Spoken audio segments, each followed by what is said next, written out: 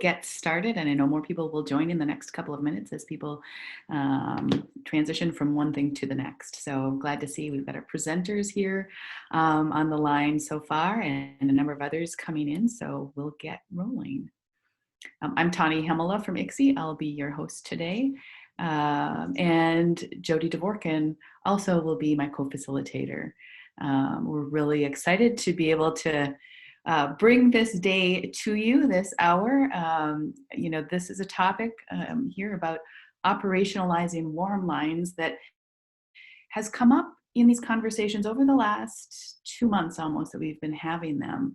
And this was an idea that came up early, and folks are saying, we're thinking about it. And so Jody's rounded back to a number of you and said, okay, what are you doing? And let's share. So we're really grateful to all of these individuals for making the time and having the generosity to share with you how they're operationalizing Warmlines at their organization. We will be hearing today from Jackie Buboltz from Essentia Health in Duluth and with the West Market. Jackie, how do you pronounce your last name? My apologies. You did really, really well. It's a tough one, but it's Buboltz. So thank you. Buboltz. Okay, thank you, Jackie. And Brent Walden from Hennepin Healthcare, John Drussell from Mayo Clinic, and then Shanna Mulvihill and Linda Vukolich from Mental Health Minnesota and Minnesota Psychiatric Society, respectively, who will speak about the COVID Cares Warmline.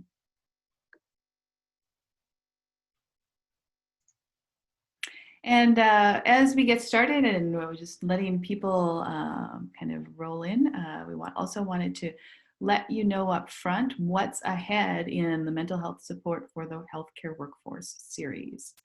We're excited that on Wednesday, July 1st, we're going to be hearing about resiliency rooms that Children's Minnesota has been implementing.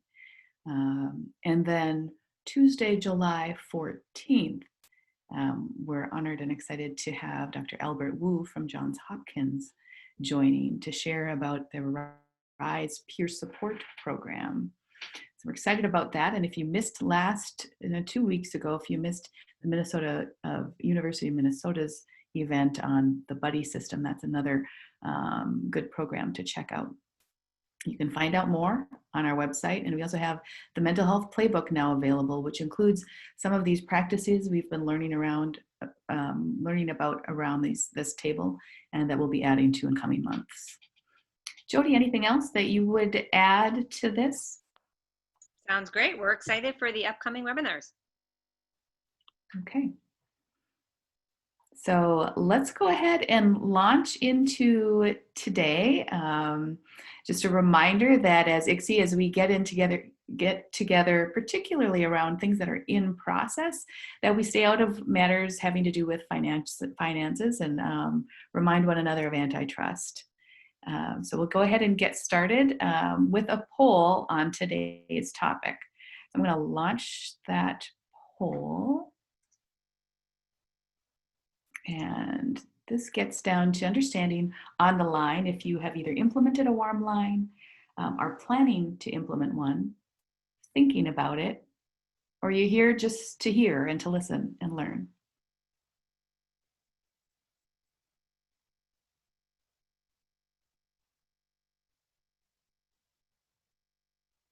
Got a lot of folks here with no definite plans, just learning, and some more votes coming in here. Great. Some people thinking about it. Okay. And I'll go ahead and show you what we have so far for folks on the line. A few of you implementing a Warmline. Looks like those are presenters, perhaps, as we have 4 of you. A couple of you thinking about it, and then others here to learn. Great. Thank you.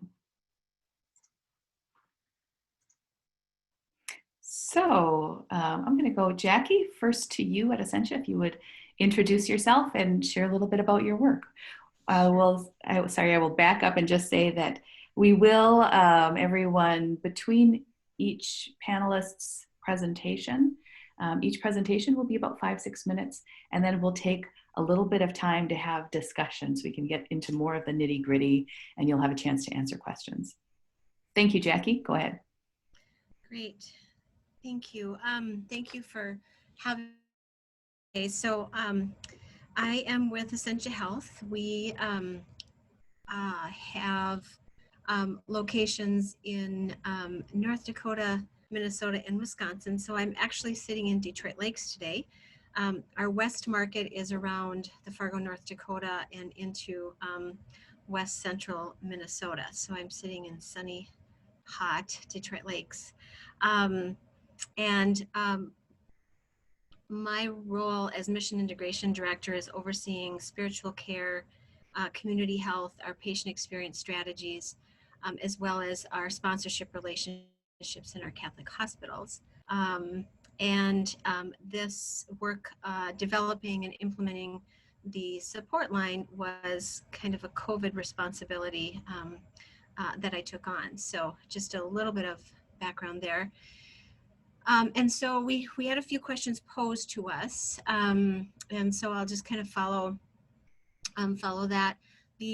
Our employee emotional support line is for all employees, including providers, physicians, and it's available 24/7.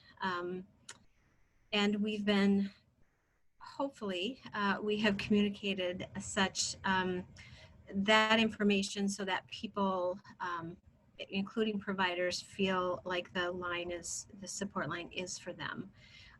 It's been part of our communication strategy. As far as what resources, I just share with you kind of the overview. If you can go back one more, I'm sorry.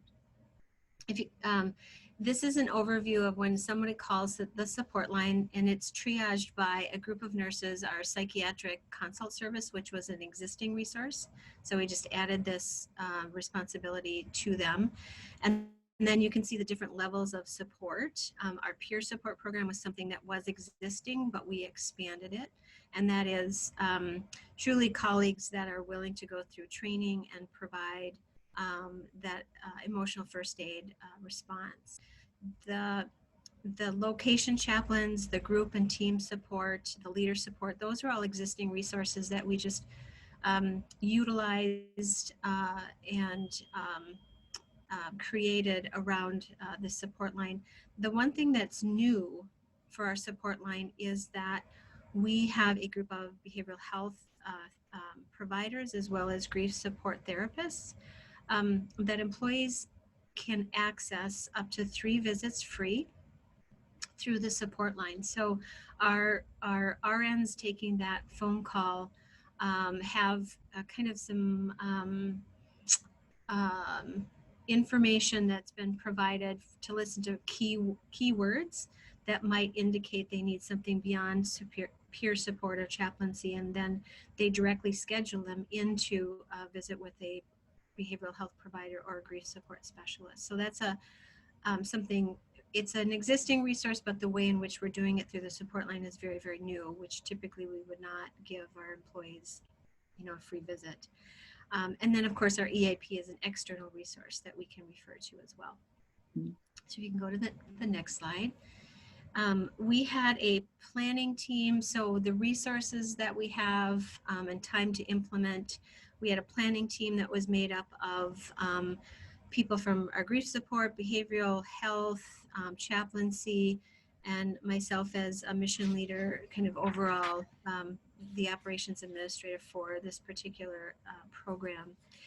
Pre-approval, we met several times. We just conceptually talked about the structure, some existing resources or stakeholders, and then we did a costing model as well, so that when this was presented to our senior leadership through an SBAR, that's what we typically present, new initiatives for decision, situation, background, assessment, and recommendation. We could provide them with tentative costs to be able to implement this. So it was officially approved on May 4th, and it took us about 3 weeks to implement, to go live. And that was working with, as you looked at the different levels of support, it was working with behavioral health, grief, our chaplains, and all of those to ensure that everybody was ready to be able to take the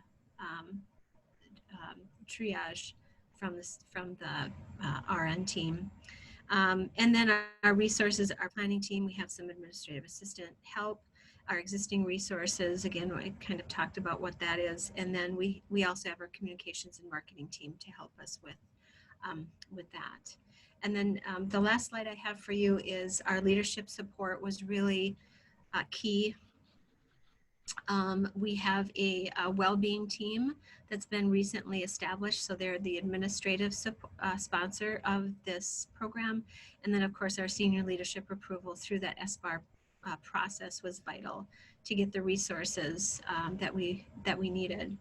So far our communication plan has been presenting at an all-employee forum. As well as our CEO has done some email messaging specifically around this, but also as he's done different messaging, kind of weaving the availability of the support line. We have the posters. I'm just sharing with you some of our visual. We did a screensaver. It's on our intranet, specific to COVID resources. And we're looking at social media as well. That's a little bit on hold right now, but that is what we've done so far in communications. I can share with you that it's been a slow start, and so we're going back to our marketing and communications group to talk about other ways in which we can communicate. And the hope is that we can, just a little bit of background, our EAP access numbers has been historically low. And so we're really trying to remove any kind of stigma there might be of asking for help, for calling. And that's been part of the communication, both from the CEO as well as our presentations. So with that, that is all I was going to present for you. Okay, thank you, Jackie. You know, and it's these types of kind of the getting into the reality of here's what we're trying, here's why we're doing it in this way that is useful. Even sharing here's what we're doing so far communications wise, and going back to see if there would be more to do. So if I understand correctly, questions for clarification. You had some existing resources that you pulled together through this line, and then with the addition of these internal visits for grief support potentially, or with a behavioral health provider, as opposed to the external EAP provider before. Did you have some sort of call line as part of your model for using your peer support, et cetera, or is the call line itself different? So the call line is new. Okay. The peer support program prior to incorporating it into the support line was something that was more specific to our Duluth area. Okay. And sorry, something just came up, popped up, and there's another thing. Sorry about that. No problem. So the peer support was specifically a program around our Duluth area, and it was designed as a volunteer program. So colleagues could sign up to be a peer, go through training, and it was very, if somebody wanted some peer support, they would, it was kind of they would email and then they would get connected within 24 to 48 hours. Where what we're doing with this that's different is that we are scheduling peers for a shift. Mm. And then as the RN triage, the call comes in, the call is triaged through this team of RNs that were existing, and they immediately will page the peer that's scheduled. Okay. And then that peer, we have an expectation of ideally 30 minutes, but it may take longer than that for that peer to get back to the employee who was called to the support line. Mm-hmm. So that's a new process. Okay. That wasn't in existence prior to the support line.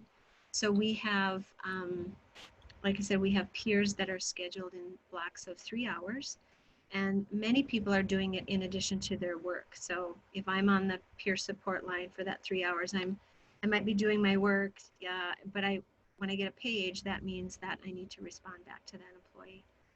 And then for behavioral health and grief, we have a group that they've volunteered to be a part of this, but they still get paid. And they just have a block schedule. So again, when the call comes in and the triage team is assessing that this person needs something beyond a peer, perhaps that behavioral health visit, they can directly schedule into those blocks of time. Sure. Okay, thank you. Yeah. Good. Other questions from others on the line? Go ahead and unmute yourself or chat them in. I see a couple in the chat box. One was, Okay. Is this a time limited service? What is the end date? We do not have a specific end date. But the thought is that there will be an end date. This is COVID specific.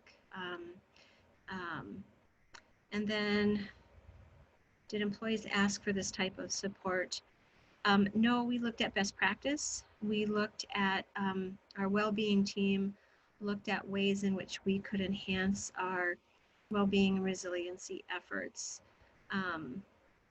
What are the keywords that trigger, the other question, couple questions in here. What were the keywords that trigger behavioral health or grief? Keywords to trigger behavioral health include things like I haven't seen my therapist in a while, any kind of mention of medication, any kind of mention of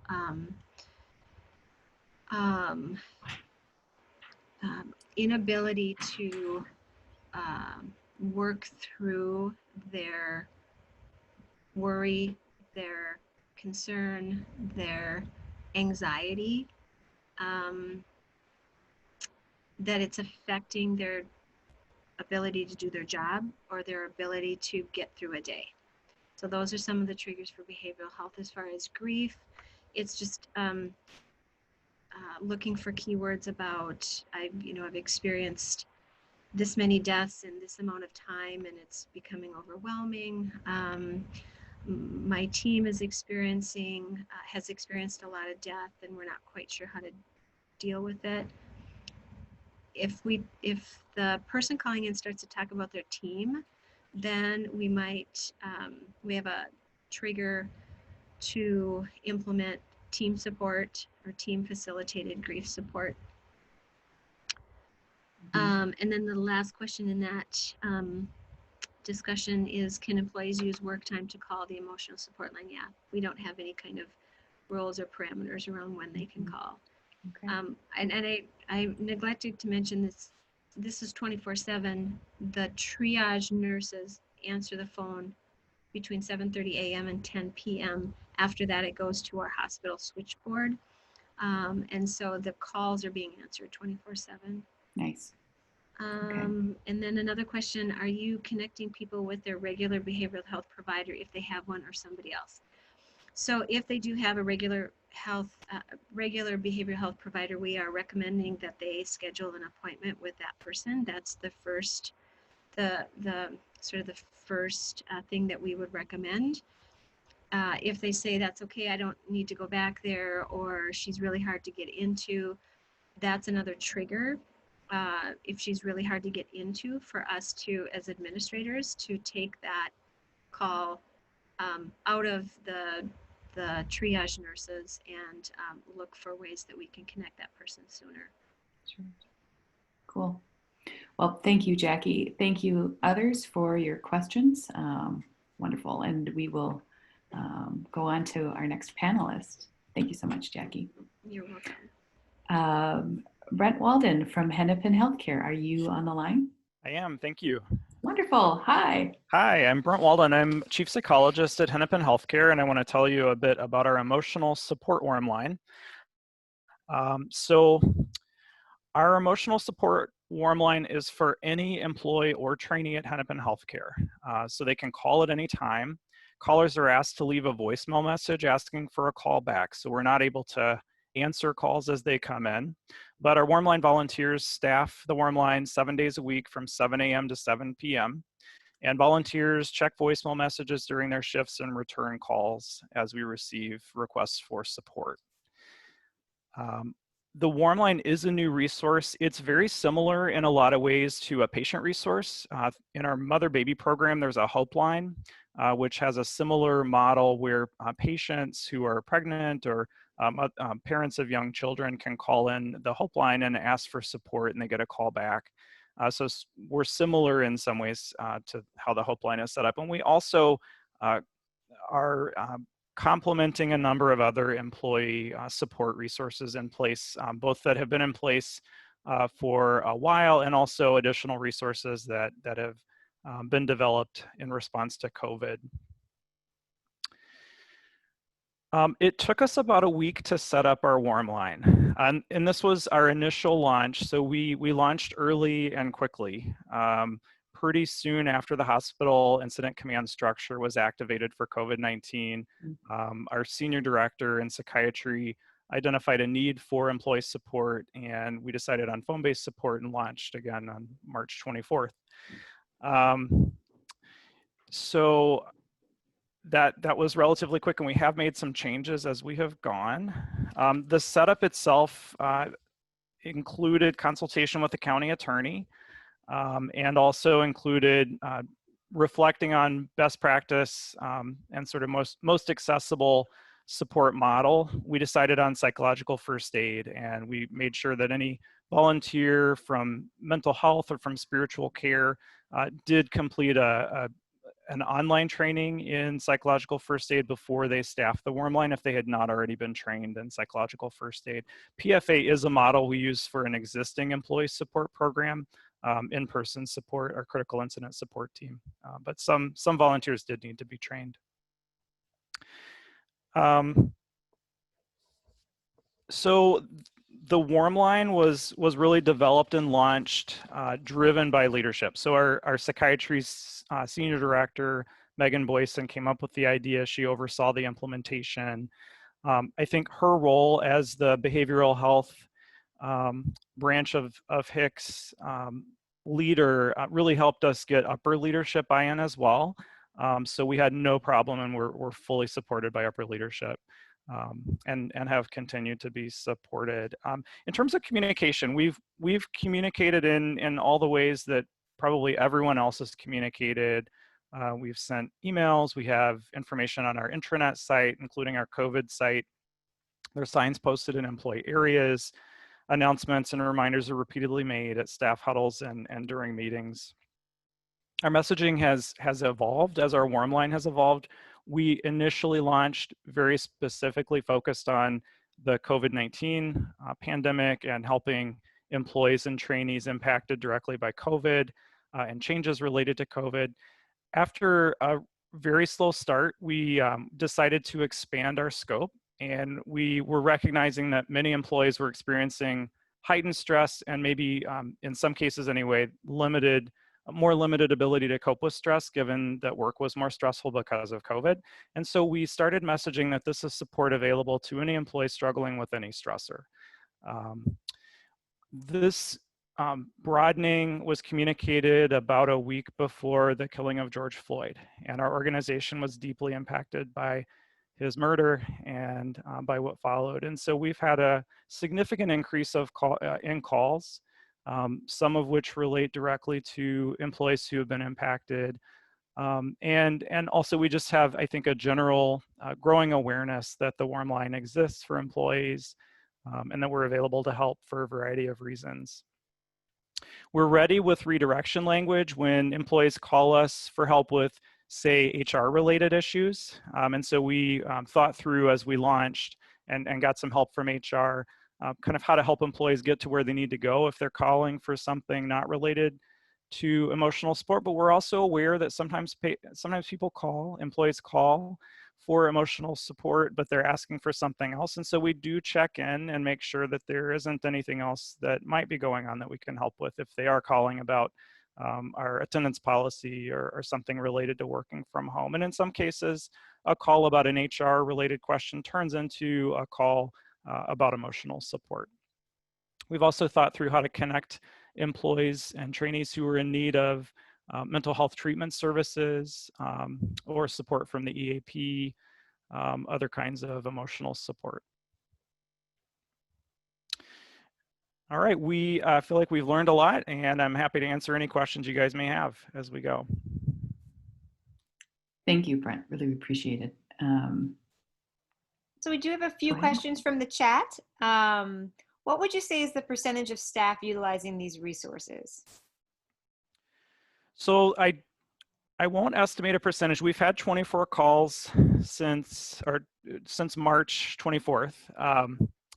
And we have about 7,000 employees. We've noticed in general that folks, especially on our MICU and other areas, have been a little slow to warm up to the support we're providing. We're providing a range of support, including some in-person support to MICU and other areas. But what we're hearing is that they find the support very helpful. So we're continuing offering support, even if initially it doesn't seem like our employees are reaching out for that support. We're hearing anecdotally anyway that they are grateful for us being present and available, and they are reaching out. So we're going to keep going. And what PFA, what psychological first aid online training did you use? So we access training through the VA National Center for PTSD. I'll need to look for the specific resource, but I can point you guys in the direction if you need that. That would be great. We can share that as a follow-up sure. when we email that out. Perfect. Okay. And then did you get financial support for this work to get it off the ground? And if so, where did it come from? Yeah, we didn't really find a need for financial support. So admin staff in psychiatry were able to complete the setup, and then the frontline staff who are providing the support to the Warmline who've volunteered to cover shifts are doing this in their kind of time when they're not scheduled with patients, or maybe balancing partial schedule with also fielding Warmline calls. So we don't have any special funding for this. How long does it take for someone to get a call back? So we guarantee a call back, or an attempt to call back anyway, within 24 hours, and we're usually able to do that much more quickly. We have 4 shifts every day, volunteer shifts, and so each volunteer checks the voicemail at least once, and then if there's a new voicemail or someone who hasn't been reached yet on the log, then they will attempt outreach. So they happen pretty quickly, these calls back. Great. And one more question I'm going to add in the same question that we asked Jackie is there an end date, and what's the metric to figuring out, how to continue or to end, et cetera? That's a really good question. We are in a lot of ways just kind of figuring it out as we go. And what we're seeing is that there is a need for broader emotional support. And I don't know if this is the forever model that we'll use, but we are recognizing that we need to do something in addition to what we've been doing on an ongoing basis, even after COVID, to provide support that I think employees are benefiting from. So we'll see. I'll let you know in a year. Jody, this Fantastic. is Jackie. If I could just add a couple things. One of the things we use for the emotional first aid training is a video on the Short Center that's specific to emotional first aid during COVID. So that might be a resource. And then I was also going to let you know that with our peers, because it's colleague to colleague, we have a special agreement around confidentiality that they are required to sign. So I was curious, Brent, if that's anything. I suppose if you're using chaplaincy and your psychiatric group, you probably don't need that. That's right. We haven't done that. No. Yeah, that makes sense. Okay. Okay. Great. Thank you, Brent. Thank you all for the questions. And next, we move to John at Mayo. John? Hi. Can everybody hear me? Yes, Okay. welcome. Thanks for being here. I'm scared of technology, so just let everybody know that. Well, you're in good company here. We're all having to go through that barrier. Well, thanks for organizing this. This is wonderful to participate in. I'm actually one of the staff people who are on the Let's Talk Warm Line. So I've been staffing the Warm Line ever since it opened. So the folks who were part of the development had a conflict today. I think they may try to join in. Wendy Moore and Dr. Jowsey. Wendy is part of the Department of Nursing, and Dr. Jowsey is a professor of psychiatry. So they may chime in. So I was not I'm part here, of. John. It's You Wendy. are. Yeah. Hi, Wendy. So I will do my best. And Wendy, please, if you have anything to add, since you were a large part of the development, that would be great. So the Let's Talk Warm Line was created, and it's available to all staff across the entire enterprise. So we have, and I'm located right in Rochester. So Minnesota, Arizona, Florida, all of the outer health systems. So we have kind of like satellite offices scattered throughout Minnesota and Wisconsin. So really anybody can utilize the warm line. Now, when it was being developed, the training content was really taken from what was already under the occupational health umbrella, but we created the warm line specifically due to COVID-19. In fact, we have a COVID-19 call line that folks can call and discuss symptoms, exposure questions, that sort of thing. We are an option on that call line for people to choose who want the emotional support. And that's how it's described. That's how it was advertised to our employees, that it's not necessarily a hotline for imminent, concerns, but a warm line to just talk to somebody, get some resources, and just be provided that emotional support. We also have the employee assistance program that any employee can access no matter where they are across the enterprise. Oops, Oop. sorry. All right. Okay, this one? Yep. Great.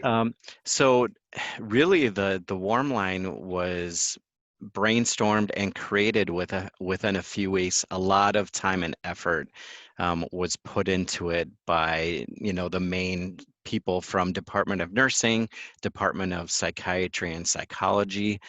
They really spearheaded the efforts. A lot of the logistical details to work out hours operation, what data are we going to collect, the technical side, how many phones are we going to have?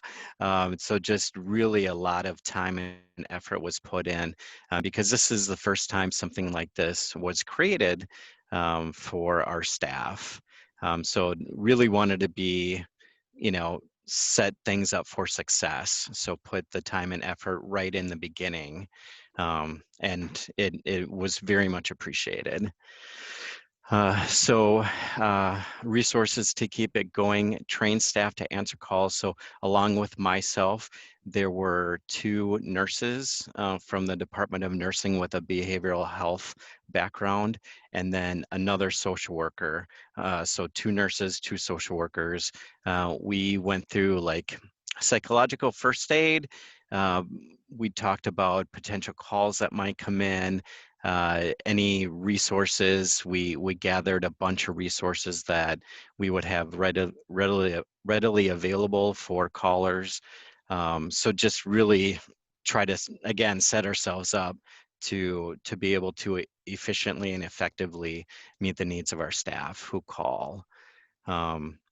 So there was a call log that was developed that's been since turned into like a online survey that we enter data in, and the data is, everything is confidential.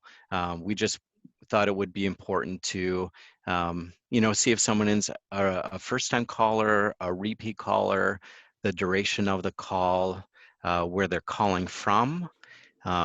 The the intensity rating, you know, is it a mild, moderate, or high level of stress, level of anxiety, level of need.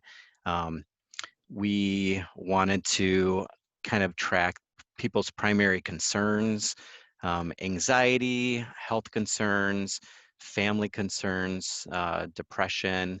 We actually added, based on what was previously talked about, you know, another subject for, you know, the riots and racial issues, any unrest concerns based on what happened in Minneapolis.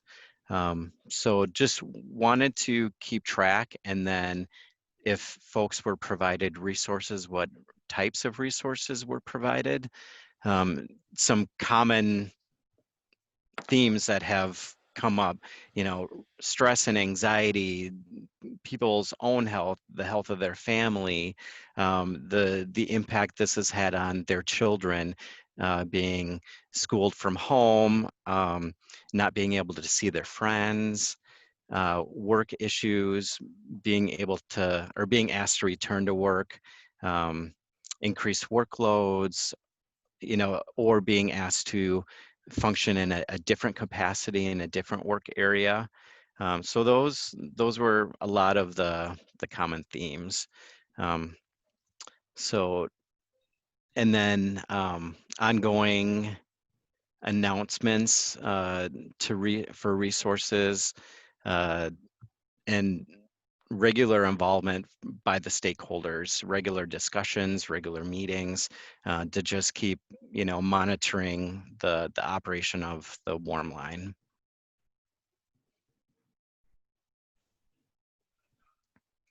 All right. Well, I believe the development of the warm line was really fully embraced by leadership and fully supported. So it's just wonderful to know that not a lot of work was needed to try to convince anybody that this was a worthwhile resource for our staff. So buy-in from, you know, top down was pretty quick. Therefore, it was able to be acted upon and developed, you know, within that few weeks. So that's, you know, really thankful for that.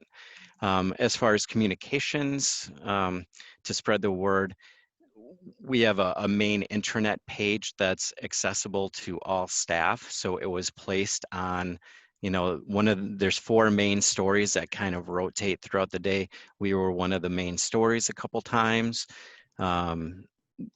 We were also on the main page in a different area for a while. So just trying to get that exposure.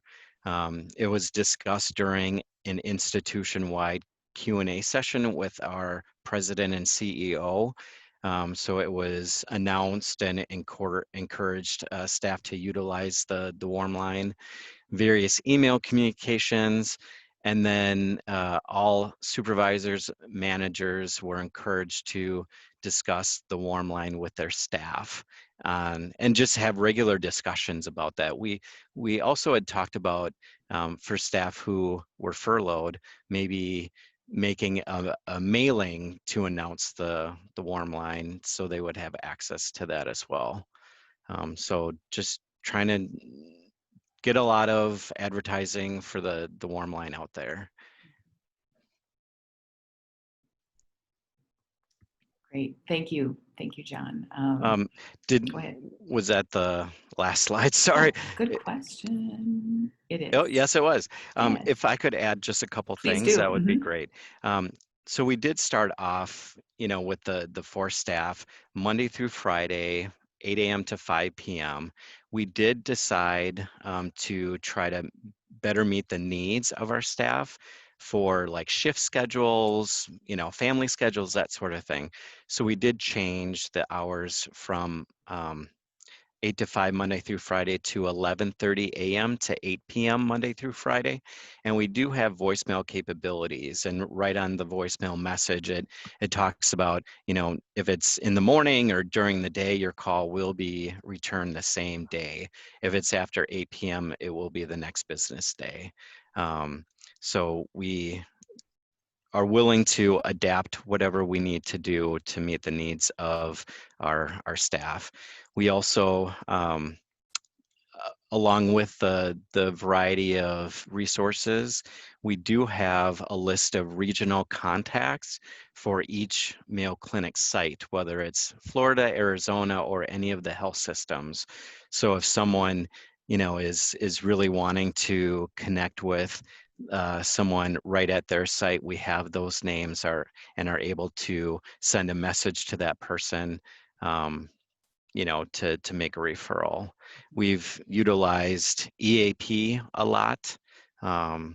We've discussed EAP with the staff, and some callers have utilized EAP before, so they're aware of the service. So that's been really beneficial. We started in I believe it was around May 12th, May 15th. So over a month that we've been operational. So. Okay, great. Wendy, did I miss anything? Don, you Yeah. did a beautiful job, much like I expected that you would. I mean, you've been handling this from the very beginning. I guess I maybe have just a couple of additional things that I would add. We actually received some funding from our institution for the staffing model of this. Our hospital incident command center that was in charge and making all of our COVID-related changes has funded this. Now, initially, as we set it up, we were uncertain, as others have mentioned, how long do we keep this going? We were initially funded for a 2 to 3 month period, and right now we're in the process of having meetings to really evaluate where do we go long term with this. Now that we've set it up once, we would anticipate in the future that we could reset things up again. Relatively, we have the processes in place, we have our training module in place. Our staff spent about 4 hours in training, and even though they all had mental health backgrounds, one of our leaders in psychology for integrated behavioral health team had some contact work with Montefiore and some other hospitals in New York. And we kind of modeled, so she developed a very nice PowerPoint for her training with a psychological first aid focus. We also had our Center of Innovation has actors for role play. And so for the first 2 days that the line was open, actors actually called the line to do some real life practice scenarios with the team that was going to be manning the line. We found that helpful as well. I think we found the idea of how can we have some sort of sense at the end of this of what kind of level of distress are people that utilize the line calling with. And that's why for that low, medium, and high, you know, it's a rarely unsophisticated way in research of using some sort of Likert scale with this, but we did define for each of the people that are using the call line what a low call would mean. And that high call really intensity would correlate to a caller that was so distressed that they were really interested in seeing somebody professionally. And we found it helpful to have our psychological team and psychiatry team to have colleagues at all of our sites that would be willing to expedite for our employees that visit so that they didn't perceive the follow-up as it would be good for you to talk to your primary, but when I call my primary, it takes me 4 weeks to get in. So we wanted to be sure that we could facilitate ready access for those employees that were more experiencing a higher degree of stress. So with all the work that's gone into this, I found it interesting when Hennepin was reviewing theirs. We started around March 24th too. And to date, I think, John, we have 29 calls. So when you look at, we have over 10,000 possible employees, probably even double that. I guess I'm not sure what all Arizona and Rochester and Florida add up to be honest with you. You know, we've had a relatively low utilization, lower than we kind of anticipated. Our sense is when we reviewed this with our legal team, they were very firm that we did have to ask the caller their name and where their location and where their number they could be reached. In fact, we had an algorithm should somebody express suicidal ideation. And our general thought is that that's a little bit of a barrier for an employee to utilize this service. If I'm on furlough and I'm stressed about my financials and I'm upset about my job and I want to call into a warm line, and even though I'm told my conversation is kept confidential, just the fact that I'm asked to give my name and where I'm located, I don't know an easy way around that, because I think most of our legal teams for all of our organizations would say if we're going to run this support, we need to have that kind of access. So I'm interested in your thoughts about that as well. But at this point, we're trying to determine, as we, we probably won't leave it up and running with low utilization for a long degree of time longer. What do we plan on how we can reset it up, or can we take some of these concepts that are developed and embed them in some of our other rich employee resources that we have available? So maybe it becomes a sub-arm of EOP, or maybe it's a you leave a message that you'd like a call and we staff it for a shorter period of time. I liked that idea a lot. Thank you. Thank you, Wendy and John. Jody, before we move on to the next presenters, any other questions in the chat that we'd want to lift up? I I know would some say of them maybe, were captured. yeah, I think most of them were. For all of the panelists, actually, if you could give us some, if there's resources that you could share that you've made available to callers, that would be great, and we can follow up and provide those. So that would be helpful. Mm-hmm. I think we can move on, and for sake of time, let's get to Yes. our last presenter. Thank you, Yes. Wendy. Thank you, John. Super helpful. And we may have time at the end to revisit that question around confidentiality and that sticky wicket. So, okay, Linda and Shanna, welcome. Hi, thank you. I'm going to start. Linda and I are just going to take turns on the few slides that we have. Again, I'm Shanna Mulvihill, and I am the Executive Director at Mental Health Minnesota. We run a service called the Minnesota Warmline, which is focused on mental health recovery and wellness. And so we expect we will take around 15,000 calls this year. That service is open 30 hours a week right now. Mostly in the evenings. And I've talked to some of you as you've developed your warm lines as well. So the COVID care support service is what we're talking about with the group today. And so who is it for? Initially, it was focused around healthcare workers, first responders, and other essential personnel. Really an interest in trying to meet the needs of exceptional stress that's happening right now. We have since expanded the service in just the last couple of weeks to be more open. So parents and teachers who are experiencing a lot of stress right now, residents of Minnesota or their border communities, just generally people who are experiencing a lot of isolation, fear, and stress at this point. And that can be brought on by any number of things that have been happening in our state and around the world. I think some, and this gets to the last point that was made with the last speaker. So we generally expect that most callers who contact this service, and Linda will go into more detail about what the service entails, most will be new to using mental health services. And so we see this as a potential gateway for people who may seek additional help down the line. But I think one of the things that has been important about it is that it is anonymous and confidential. People don't need to share really any information about themselves to use the service. And that's quite similar to the other services that Mental Health Minnesota offers, our Warmline and our Helpline.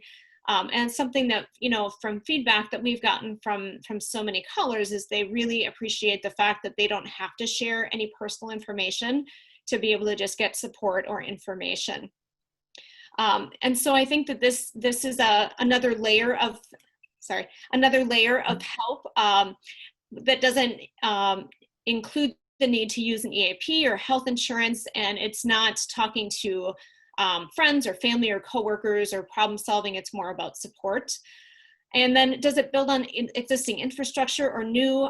This was a collaboration between several organizations. As you see, the Psychiatric Society, the Psychological Association, the Black Psychologists of Minnesota, Mental Health Minnesota, and Fast Tracker. And I think as you see how quickly we were able to set it up, you'll see how valuable that partnership really was.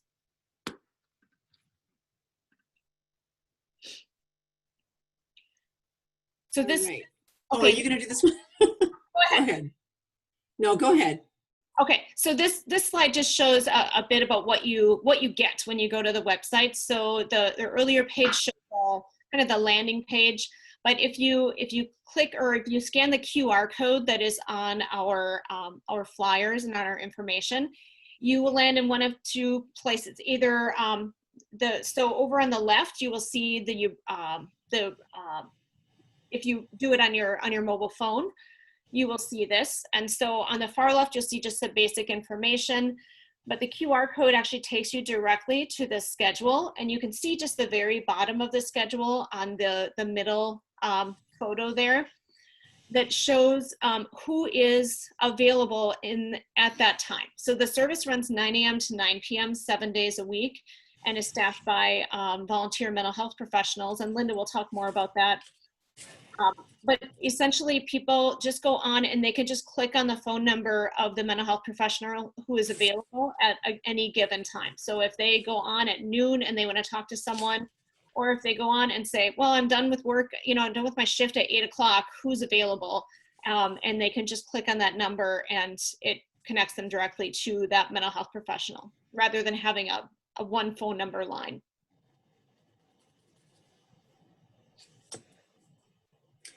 Okay, and so I think Shannon might have covered some of the information on this slide, but realistically, we set this up in almost no time whatsoever. And because we use licensed mental health and substance use personnel, we didn't have to invest any time into training or anything like that. The assumption was that they would be ready and prepared to manage the calls as they came in. And also not having a central phone number was also another expedient factor. So we were able to set this up in about a week, and that included buy-in time, getting our organizations up and running and involved.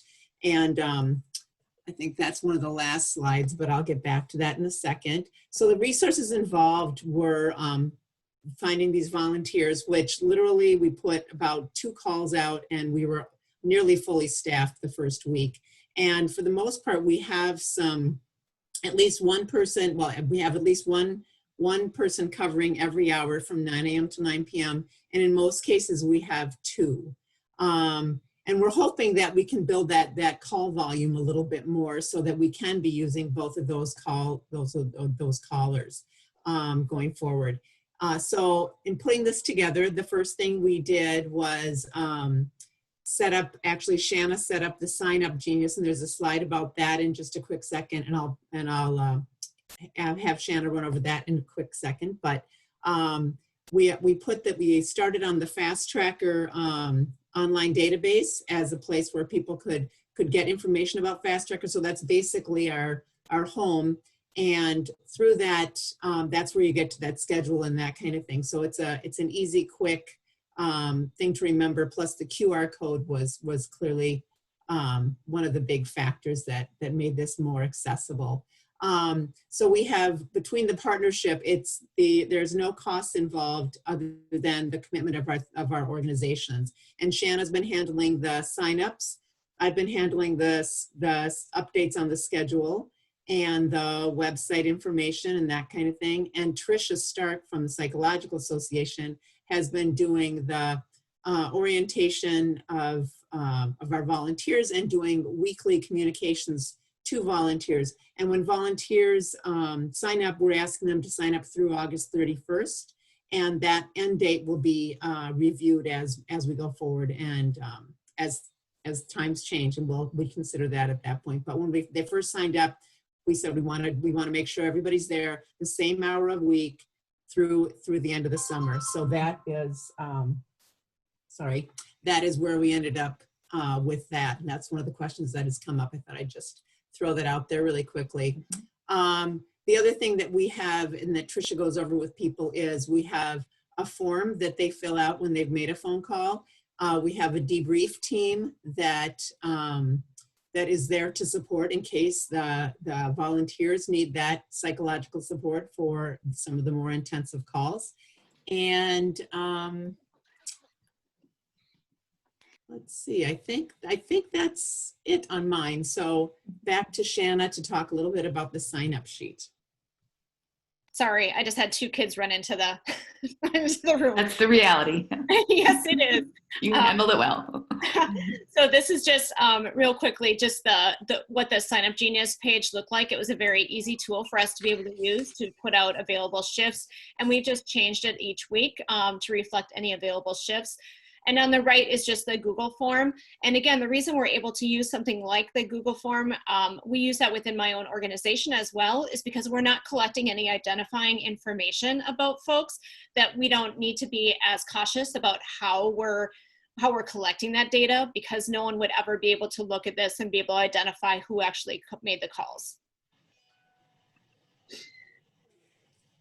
So getting back to the last slide, most of the information is there. I won't read it to you or anything. I just wanted to make the point that we too are having challenges in terms of getting traffic to the line. But I did send a report that I was just made aware of today that talks about, it's done by Washington State, and it's called Statewide High-Level Analysis of Forecasted Behavioral Health Impacts from COVID-19. And it's a very rich document, I would say, that is really informative about what the waves are in terms of disaster response and why we're seeing a low turnout at this point and why that may rise again, either in tandem with the surges that were expected or as a result of. And so I sent that off to Jody and Tani, and you guys can share that because I think it's really valuable and informative. Thank you. Yeah, but we have been doing a lot of email blasts and flyers, and as Shanna said, that QR code is something people can take a picture of. So we're really reaching out with that and asking people to post that in areas where there might be a lot of staff traffic and that kind of thing, so they can see it and use the service at their convenience whenever they're not either at work or in the car with their family or whatever makes sense for them. So we're hoping that'll be good. Yeah. Okay. Noting we have just a couple minutes left, so we have time for a few questions for Shanna and Linda. Shanna, do you want to mention anything about the social media piece? Oh, I think, do you want to just move to that next slide there? That's our last one. So on the left is the flyer that we have been putting out there. And then on the right is just a couple of samples of posts, one that we did as Mental Health Minnesota, one that someone else did to help promote the service, another organization. So I think it's our hope that some of the social media effort will start to bring in more folks. I think also, we really just started to push it out above and beyond the sort of the essential worker piece, really recognizing that especially in recent weeks, everyone is just feeling extreme stress. And I think to Linda's point about that report, I was looking at that and it said, really indicated we hit the big waves, say 6 to 8 months after initial outbreak, which brings us into fall. So I think, it's hard to set these things up, and, but I do believe, if you build it, they will come. I think we have to really just be ready. So Linda and Shanna, if you could provide the flyer, we can send it out to this list and help, get things out there and get advertisements. So that would be great. Sure thing. I think we have your previous one up on our website, so we can replace that as well. Thank you.